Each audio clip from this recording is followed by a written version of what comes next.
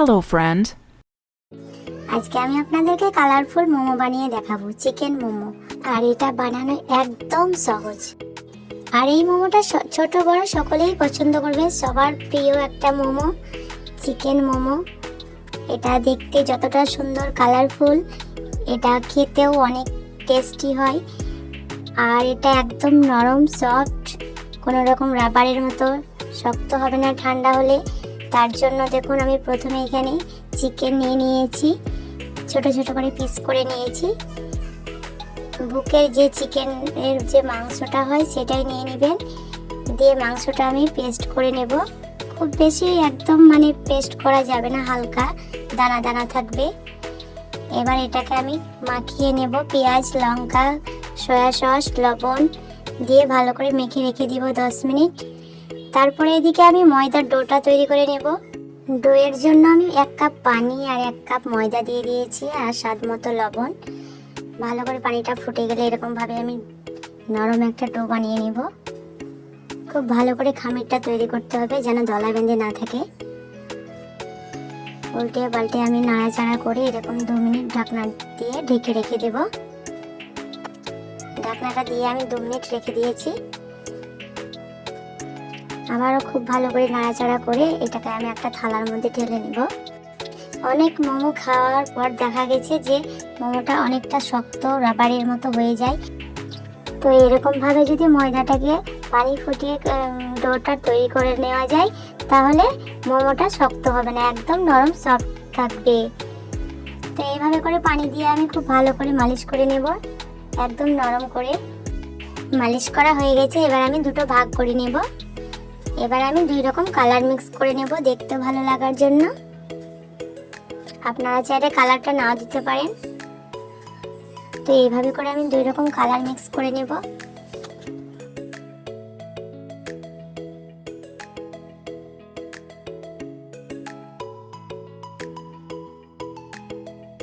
তো হয়ে গেল আমার মিক্স করা কালার। এবার আমি রুটি বেলে নেব। তো আমি এখানে একটু ময়দা ছিটিয়ে খুব ভালো করে একটা রুটি বেলে নেব।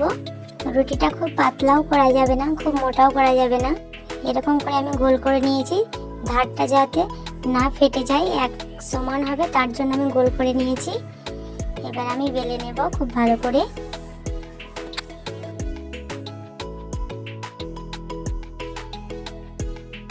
রুটিটা আমার বেলা হয়ে গেছে, দেখুন খুব মোটাও না খুব পাতলাও না। এবার আমি একটা রুটি কাটার দিয়ে কেটে নেব। আপনাদের হাতের কাছে এরকম কাটার যদি না থাকে তাহলে গ্লাস দিয়েও কেটে নিতে পারেন।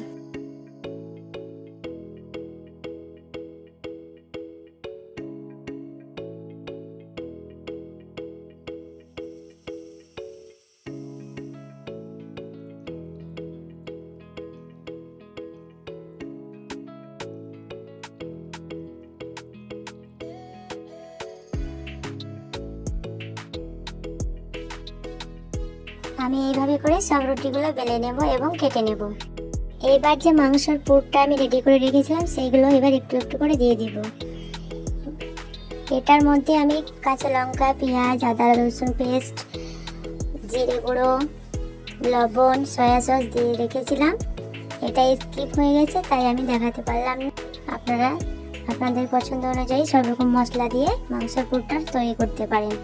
এবার আমি মোমোর শেপ দিয়ে নেব। আপনারা আপনাদের পছন্দ অনুযায়ী শেপ দিতে পারেন। আমার এটাই ভালো লাগে তাই এরকমভাবে আমি শেপ দিয়ে নিয়েছি। দেখুন কত সুন্দর হয়ে গেছে আমার মোমোগুলো। এবার আমি মোমোগুলো সেদ্ধ করে নেব। তার জন্য এখানে আমি একটা তারের ঝুড়ি নিয়েছি। এবার ঝুড়ির মধ্যে একটু তেল ব্রাশ করে নেব, না হলে তলাতে লেগে যাবে। এবার গ্যাসের মধ্যে একটা হাঁড়িতে পানি আমি ফুটিয়ে নিয়েছি আগে থেকে। এবার ওর মধ্যে ঝুড়িটা দিয়ে একটা একটা করে মোমোগুলো দিয়ে দেব।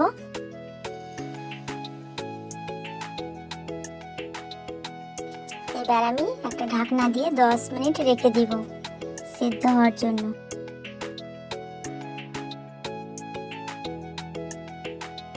মোমোটা আমার সেদ্ধ হতে থাক, তার মাঝে আপনাদেরকে আমি আর একটা ডিজাইন দেখাচ্ছি। দেখুন ডালিয়া ফুলের মতো মোমো। এরকম ভাবে কাঁচি দিয়ে কেটে কেটে কত সুন্দর একটা ডালিয়া ফুল হয়ে গেল। দেখুন কত সুন্দর লাগছে। একদম পারফেক্ট ডালিয়া ফুল।